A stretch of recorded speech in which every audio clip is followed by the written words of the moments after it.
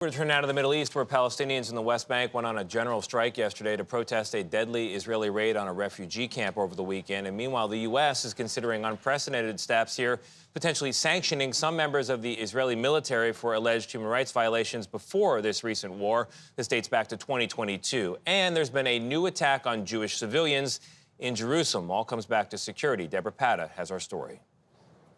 Security cameras caught the moment a car plowed into 3 ultra-Orthodox pedestrians in Jerusalem this morning. 2 young men then attempt to open fire, but their weapons jam. Nobody was seriously injured, and police say they've arrested 2 Palestinians in connection with the attack.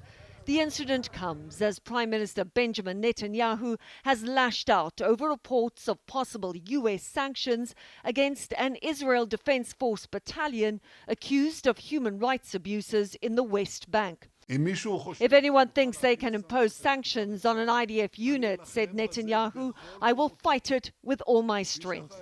This Israeli military footage shows soldiers in the West Bank city of Tulkarem over the weekend, which the IDF says was a counter-terrorism operation that killed 14 militants.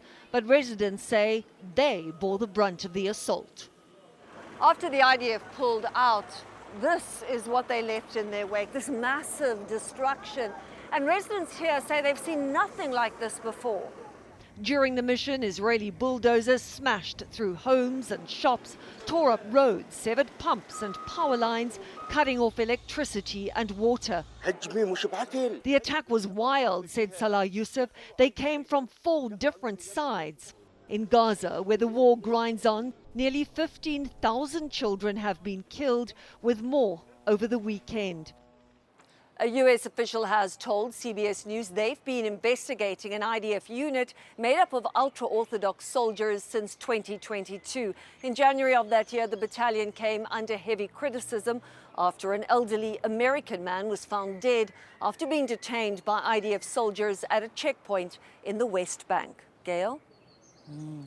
Deborah Pata reporting from East Jerusalem. Thank you.